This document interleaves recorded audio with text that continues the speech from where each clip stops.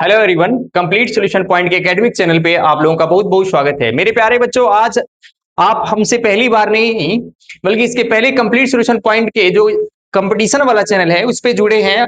और उसमें हम जो है जो कंपटीशन से रिलेटेड आपका इंग्लिश है, जैसे एसएससी, सीजीएल, सीएचएसएल, एमटीएस और उससे जो क्लास का प्रैक्टिस सेट वगैरह है, कंटिन्यू करते रहे थे।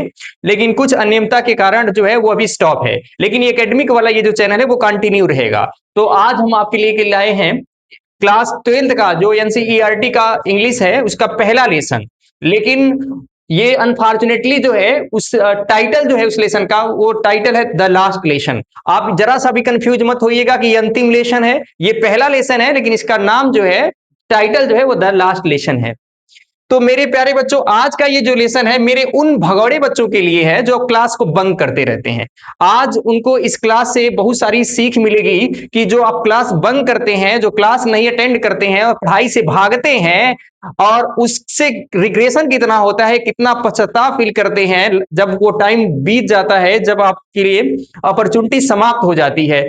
आज इस लेसन का यही थीम है कि किस तरह से एक लड़का जिसका नाम होता है फ्रेंज, और जब उसे पता चलता है कि आज उसका आखिरी लेसन है, इसके बाद वो कभी इन फ्यूचर पढ़ नहीं पाएगा, तो उसे अपने पढ़ाई को लेकर कितना रिग्रेट होता है और वो उसने क्या खो दिया उसके लिए इतना पश्चाताप होता है कि उसकी कहानी सुन करके आपकी शायद आंखें खुल जाएं। तो चलिए शुरू करते हैं। देखिए, पहले थोड़ा सा अथर के बारे में देख लेते हैं। जो लेखक हैं अल्फांस डाउडेट, ये फ्रेंच राइटर है।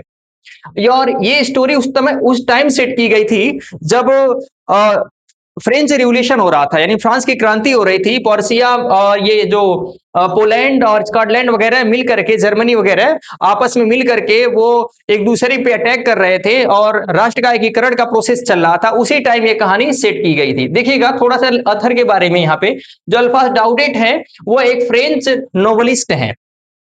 नोवेलिस्ट किसे कहते हैं आपको पता है? जो नोवेल लिखते हैं उनको नोवेलिस्ट कहते हैं, उपन्यासकार and short story writer. The last lesson is set in the days of the Franco Persian war. अभी मैंने बताया फ्रैंको पर्सियन वार, देखिए 1870 से 1871 तक चला था। उसी टाइम आपको पता है फ्रेंच रिवॉल्यूशन भी हो रहा था, तो उसी टाइम ये कहानी उन्होंने लिखा था। In which France was defeated by Persia led by Bismarck, जिसमें ये जो फ्रांस है, फ्रांस को हरा दिया जाता है पर्सिया के द्वारा, जिसका नेतृत्व करते हैं बिस्मार्क।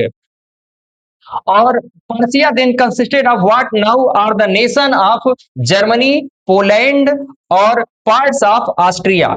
ये जो ऑस्ट्रिया है, आज आज जो पोलैंड है, वो जर्मनी है, सबको कंसिस्ट किया हुआ था उस समय पोर्सिया, यानी सबको मिला करके एक था उस time. In the story the French district of Alsace and Lauren have passed into Persian hands.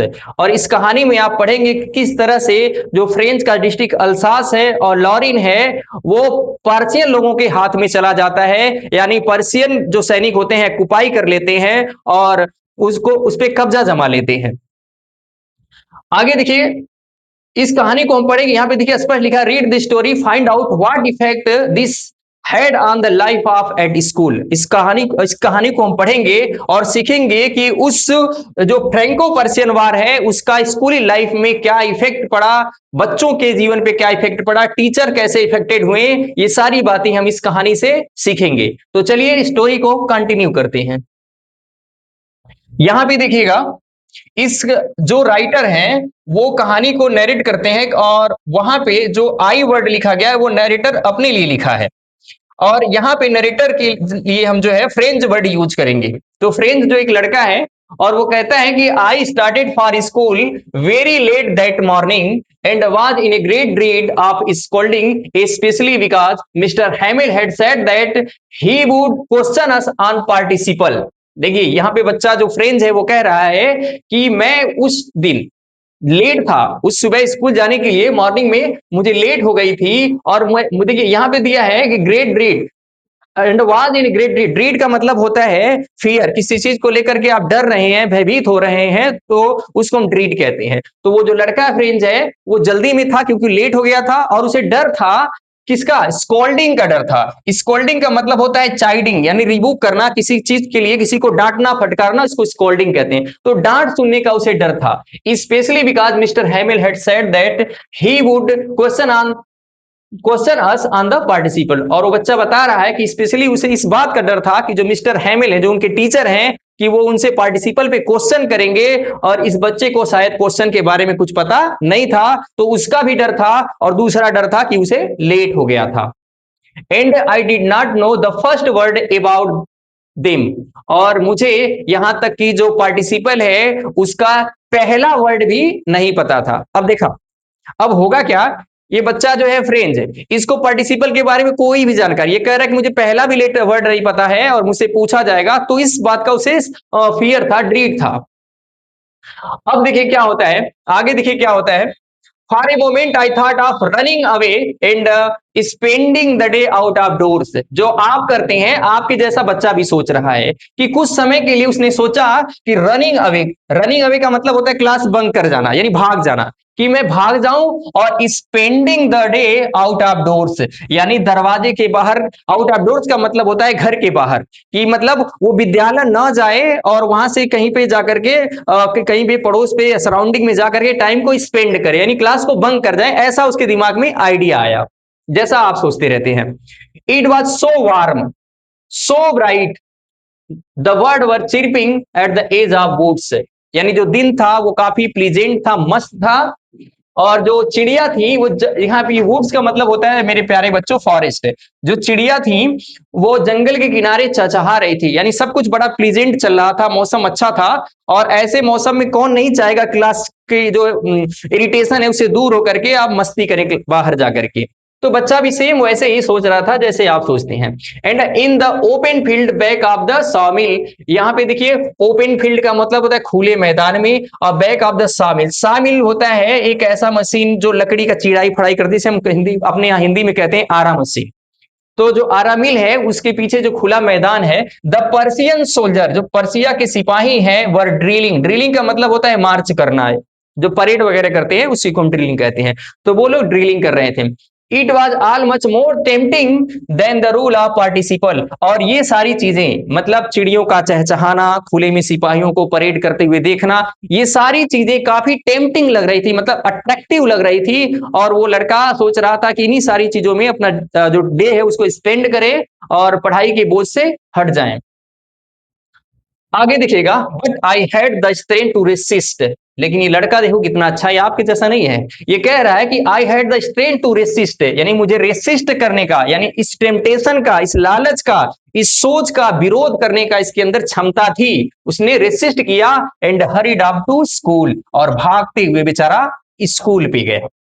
देखिए यहाँ पे कुछ जो डिफिकल्ट वर्ड है उसको मैंने हाईलाइट किया है, और वहां पे मैंने बताया ड्रीड जो होता है, देखिए to be very afraid of और वरीड अबाउट समथिंग, किसी चीज को लेकर के भयभीत हो जाना या टेंशन ले लेना, चिंतित हो जाना, उसी को हम कहते हैं ड्रीड। यहाँ एक दूसरा वर्ड था स्कॉल्डिंग, और स्कॉल्डिंग का मतलब है to speak angrily someone because they have done something bad और रॉन्ग, यानी कोई व्यक्ति कोई गलती कर देता है तो उसको जो डांटते हैं फटकारते हैं उसी को हम कहते हैं स्कॉल्डिंग। चीरपिंग आपको पता है जो पक्षियों का आवाज होता है उसको बोलते हैं, और रेसिस्ट का मतलब होता है रिफ्यूज करना, किसी चीज का विरोध करना। तो आई होप सारी चीजें आप समझ में, कोई भी वर्ड जो ये हाईलाइटेड वर्ड है उसके अगेंस्ट अगर कोई भी वर्ड ऐसा है इसमें से जो आपको नहीं समझ में आ रहा तो कमेंट के माध्यम से आप उसको पूछ सकते हैं, आपको तुरंत एट वंस आपको रिजल्ट मिलेगा, आपको जवाब मिल जाएगा। चलिए अगला चैप्टर देखते हैं, अगला पेज, अगला पेज, अगले पेज में क्या है। अब ये लड़का क्या कहता है कि लड़का, इसके मन में तो आता है कि क्लास बंक करे, पढ़ाई ना करे, लेकिन उसने क्या किया, अपने उस थॉट को जो है निकाल के फेंक दिया, और फिर वो भाग करके स्कूल पे गया। देखिए आगे क्या होता है, when I pass the town hall there was a crowd in front of the bulletin board, ये कह रहा है कि जब टाउन हॉल हॉल से वो गुजर रहा था, टाउन हॉल का मतलब होता है कि सिटी का जो ऑफिशियल एरिया होता है, जहां ऑफिशियल बिल्डिंग सिचुएटेड होती हैं, स्थित होती हैं, ऐसे एरियाज को हम क्या कहते हैं, टाउन हॉल कहते हैं। तो टाउन हॉल से जब ये गुजर रहा था लड़का, तो उसने क्या देखा, उसने क्राउड देखा। क्राउड का मतलब होता है मामसेज, मतलब जहां पे बहुत सारे लोग इकट्ठा होते हैं उसको हम, जो बस्टल होता है, जस्टल होता है, उसी को हम क्राउड कहते हैं। तो वो क्राउड देखता है, कहां पे देखता है, जो बुलेटिन बोर्ड है उसके सामने। बुलेटिन बोर्ड का मतलब होता है कि एक ऐसा जगह जहां पे से न्यूज वगैरह पब्लिश होता है, और नोटिफिकेशन वगैरह जो गवर्नमेंट वगैरह का मिलता है उसी को हम बुलेटिन बोर्ड करते हैं। तो देखा कि टाउन हॉल पे बहुत सारे लोग जो है बुलेटिन बोर्ड के सामने खड़े थे। For the last 2 years, all our bad and देखिए for the last 2 years all our bad news had come from there, और कह रहे हैं कि पिछले 2 साल से जितनी भी बुरी समाचार थी, बुरे न्यूज थे, वो सब उसी बुलेटिन बोर्ड से इसे मिले थे। द लास्ट बैटल्स यानी वो खबर कि फ्रांस जो है युद्ध हार गया। The draft, the orders of देखिए कमांडिंग ऑफिसर, यानी कमांडिंग ऑफिसर के जो ऑर्डर्स हैं, जो ड्राफ्ट हैं, कोई कानून है, कोई एक्ट है, सारी जो है ऑफिशियल न्यूज जो है वहीं से आती थी। And I thought to my self मैंने खुद से सोचा, विदाउट स्टॉपिंग, बिना रुके, what can be the matter now. यानी वो लड़का कह रहा है कि भीड़ देखा और भीड़ देख करके थोड़ा कंफ्यूज हुआ कि मतलब क्या मैटर हो सकता है, और फिर उसके दिमाग में आया कि कुछ तो गलत हुआ होगा, क्योंकि हर बार जब भी वहां से कोई मैसेज आता है, कोई न्यूज आता है, तो कुछ ना कुछ बुरा ही होता है। और ये बिना रुके सोचते हुए विद्यालय की तरफ आगे बढ़ते हुए बच्चा सोच रहा है और आगे बढ़ रहा है। आगे देखिए क्या होता है। Then as I hurried by as fast I could go. देखिए देन आई हरिड, हरिड का मतलब होता है क्विकली, यानी जब जल्दबाजी करना। तो कह रहे हैं कि तब वो लड़का क्या किया, जल्दबाजी किया, as fast as could I go, यानी जितना तेज वो जा सकता था विद्यालय के लिए, चूंकि लेट हो रहा था, उतना तेज वो जो है गया। The black Smith, black Smith जो होता है लोहे का जो काम करते हैं, जो उनको हम ब्लैक स्मिथ कहते हैं, हिंदी में लोहार भी कहते हैं शायद, और उनका नाम था वाचर। हु वाज देयर, और वो भी वहीं पे थे, यानी कि लोहार थे और बुलेटिन बोर्ड पे जहां जहां भीड़ थी वहीं पे वो भी थे। विथ हिज अप्रेंटिस, अप्रेंटिस का मतलब होता है हिंदी में कहते हैं प्रशिक्षु। अप्रेंटिस ऐसे लोगों को कहते हैं जो कुछ एक बड़ी कम पे वो किसी के यहाँ काम करते हैं कुछ सीखने के पर्पज से, उनको हम कहते हैं अप्रेंटिस। थोड़ा सा डिफरेंस होता है स्टूडेंट और अप्रेंटिस में। स्टूडेंट जो है पढ़ाई करता है, केवल सीखता है, लेकिन अप्रेंटिस में जो अप्रेंटिस करता है वो सीखता भी और कमाता भी है। तो जो उनका अप्रेंटिस है उसके साथ वो वहां पे क्राउड में इन्वॉल्व थे। रीडिंग द बुलेटिन बोर्ड, और क्या कर रहे थे, बुलेटिन बोर्ड को वो पढ़ रहे थे। कॉल्ड आफ्टर मी, उन्होंने क्या किया, मुझे बुलाया, और क्या बोला, डोंट गो फास्ट, यानी मतलब जल्दबाजी करने की कोई जरूरत नहीं है। But you will get to your school in plenty of time, यानी तुम्हें स्कूल जाने के लिए तुम्हारे पास खूब ज्यादा टाइम है, तुम्हें जल्दबाजी करने की जरूरत नहीं है बच्चे। I thought he was making fun of me, और मैंने सोचा कि शायद वो मजाक कर रहे हैं, चूंकि इसे लेट हो गया था, और जब लेट हो गया टाइम इसे पता है, फिर भी कोई बोला कि अरे बच्चा लेट नहीं हुआ है, तो उसे आपके मन में भी आएगा कि ऐसा क्यों, तो उन्हें लगा कि ये मजाक चल रहा है। वो बच्चे को लगा कि मजाक चल रहा है, लेकिन आगे क्या होता है देखिए। And reach mister Hamel's little garden all out of breath, यानी सोचा कि शायद वो मजाक कर रहे हैं, लेकिन फिर भी वो कंटिन्यू आगे बढ़ता गया लड़का, और किसी तरह से अपने सांसों को खोते, आउट ऑफ ब्रीथ का मतलब होता है हांफते हुए, किसी तरह से मेहनत करते हुए वो जो मिस्टर हेमिल हैं, यानी जो टीचर्स हैं, उनके छोटे से बगीचे पे वो पहुंचा। आगे देखिए क्या होता है फिर। जब वो है उनके गार्डन में पहुंचता है, तो यूजुअली होता क्या है वहां का सीन देखिए।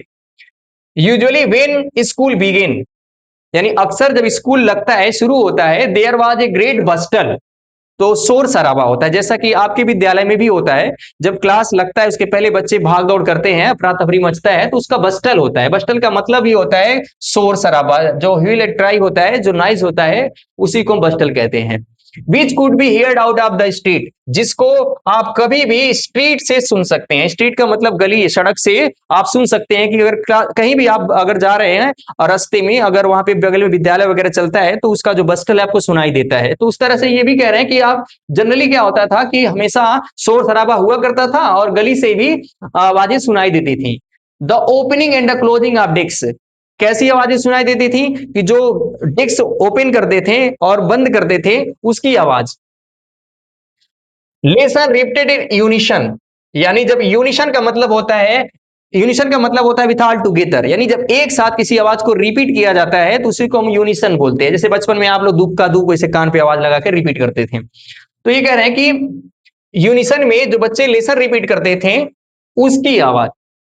Very loud with our hand over ears to understand better, यानी अपने कान पर जो है हाथ लगा करके जब हम तेज तेज से हम लोग बोलते हैं एक साथ में, उसी को यूनिशन कहते हैं। और ऐसा हम इसलिए करते हैं क्योंकि हम चीजों को जो है क्लियर तरीके से समझ पाए।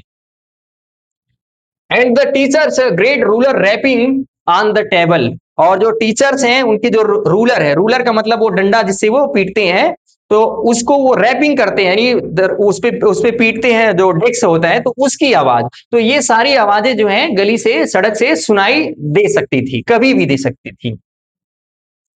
But now it was all so still, लेकिन आज, आज जब वो पहुंचा लड़का, तो देखा कि सब कुछ बहुत ही शांत था। आई हैड, देखिए, I had counted on the commotion. Counted on का मतलब होता है टू बी डिपेंडेड ऑन, किसी चीज पे निर्भर कर होना। तो ये कह रहे कि मुझे निर्भर, मैं निर्भर था कमोशन पे। कमोशन का मतलब होता है बस्टल, यानी जो क्राउड होता है, क्राउड पे। ये लड़का सोच रहा था कि भीड़ भाड़ होगा और उसी पे वो निर्भर था कि उसी का सहारा लेकर के चुपके से जाएगा और डेस्क पे वो अपने बैठ जाएगा।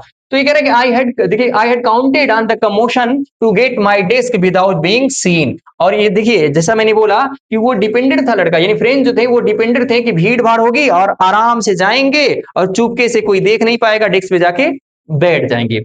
But of course that day everything had to be as quiet as Sunday morning. लेकिन उस दिन हुआ क्या, उस दिन क्लास ऐसे शांत था जैसे संडे का मॉर्निंग हो और स्कूल पे जैसे कोई है ही नहीं, मतलब इतना शांति थी। थ्रू द विंडो आई सा my classmates already in their places. मैंने विंडो की तरफ से, जो विंडो होती है क्लास की, उससे झांकने की कोशिश किया और देखा कि जो बच्चे हैं वो ऑलरेडी अपनी सीट पे बैठे हुए हैं। And mister हैमिल walking up and down with his terrible iron ruler under his arm. और जो मिस्टर हैमिल हैं वो अपने वो जो रूलर है उसको अपने आर्म में ऐसे डाल करके अप एंड डाउन जो है क्लास में मूव कर रहे हैं। आगे देखिए क्या होता है। I had to open the doors, अब मुझे दरवाजा खोलना था। And go in before everybody, और सबके सामने मुझे क्लास में इंटर करना था। You can imagine how I blushed and how frightened I was. ये कह रहा है कि आप सोच सकते हैं कि मुझे कितनी शर्म आई होगी और कितना मैं डरा होगा कि सारे लोग शांति से बैठे हो, क्लास में मैं इंटर कर रहा हूं और सभी लोग मुझे ध्यान से देख रहे हो। तो आप इमेजिन कर सकते हैं कि कितना मैं डरा रहा हूंगा। चलिए देखते हैं, आगे बढ़ते हैं, आगे क्या होता है, कंटिन्यू करते हैं। लड़के की पिटाई होती है या एप्रिसिएशन होता है, अब ये तो आगे पढ़ने पे पता चलेगा। बट नथिंग हैपेंड, यानी जिस तरह से वो सोच रहा था बेचारा कि चलेंगे, क्लास में लेट हुआ है, पिटाई होगी या मतलब ह्यूमिलिएशन होगा, बेइज्जती होगी, लेकिन ऐसा कुछ नहीं हुआ। Mister Hamel saw me and said very kindly go to your place quickly little Franz. और जो मेरे टीचर हैं लिटिल फ्रेंच, ये लड़का, ये फ्रेंच बता रहा है कि जो हैमिल है वो उस दिन भले वो क्रैंकी टाइप के थे, थोड़ा सा झक्की एक्सेंट्रिक टाइप थे वो, मतलब इरिटेटिंग स्वभाव के, लेकिन उस दिन बड़ी काइंडली, बड़ी ही दयापूर्वक उसने कहा, उन्होंने कहा फ्रेंच से कि जाओ और जल्दी से अपनी सीट पे बैठ जाओ, we were beginning without you, और हम तुम्हारे बिना ही लेसन को शुरू कर दिए थे, यानी पढ़ाना शुरू कर दिए थे। आई jumped over the bench and set down at my desk. ये कह रहा है कि मैंने बेंच को छलांग लगाई, कूदा और कूद के जाके अपने डेस्क पे बैठ गया।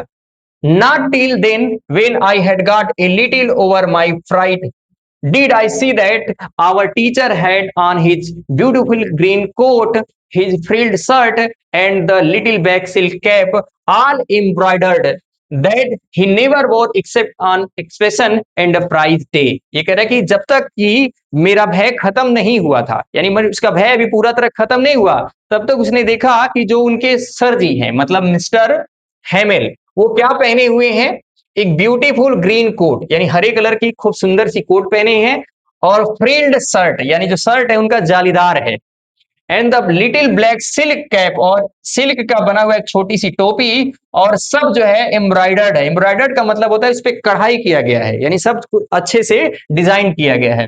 दैट ही नेवर वोर एक्सपेक्ट ऑन एक्सपेक्शन, जो इंस्पेक्शन के सिवाय कभी उसे पहनते नहीं थे, यानी जब इंस्पेक्शन का टाइम होता था और प्राइज देने का टाइम होता था, इंस्पेक्शन का मतलब होता है किसी चीज का निरीक्षण करना, इन्वेस्टिगेशन वगैरह, चेक करना, तो उसी टाइम वो पहनते थे, लेकिन आज वो पहने हुए थे, ये चीजें मुझे आश्चर्य कर रही थी। Beside the whole school seemed so strange and solemn, और इसके अलावा जो पूरा स्कूल था वो कैसा सीम कर रहा था, सीम का मतलब होता है टू बी अपीयर है, मतलब प्रतीत होना, स्ट्रेंज एंड सोलमन, सोलमन का मतलब सीरियस, स्ट्रेंज का मतलब विचित्र, यानी पूरा स्कूल बड़ी ही अलग तरीके से दिख रहा था, बहुत ही सीरियस और बहुत ही सब गंभीर बैठे हुए थे। But the things that surprise me most was to see on the back bench that were always empty. और कह रहे कि सबसे ज्यादा आश्चर्य करने वाली बात मुझे तब लगी जब मैंने देखा कि पीछे वाले डेस्कों को जो हमेशा खाली हुआ करते थे, the village people sitting quietly like our selves गांव के जो लोग हैं वो हमारे क्लास में आके बैठे हुए थे, जैसे हम लोग बैठे थे वैसे ही। और ये बात फ्रेंच को सबसे ज्यादा आश्चर्यचकित कर दी। आगे देखिए ओल्ड हाउसर, ये उनके यहाँ एक बूढ़े से टीचर थे, उनका नाम है। With his three cornered hat, यानी जो तिकोनी टोपी पहने हुए थे। फार्मर मेयर, यानी जो पिछले मेयर थे retire. Farmer postman, retired postman and several others besides, और इनके अलावा बहुत सारे अन्य लोग भी क्लास में इकट्ठा थे जो बैठे हुए थे। और इन सारी चीजों को देख करके, सारी सिचुएशन को देख करके जो फ्रेंच है वो आश्चर्यचकित हो गया। तो मेरे प्यारे बच्चों, आगे क्या हुआ होगा ये जानने के लिए आपको कंटिन्यू रखना है मेरे साथ अगले वीडियो में। तब तक के लिए वेट करिए।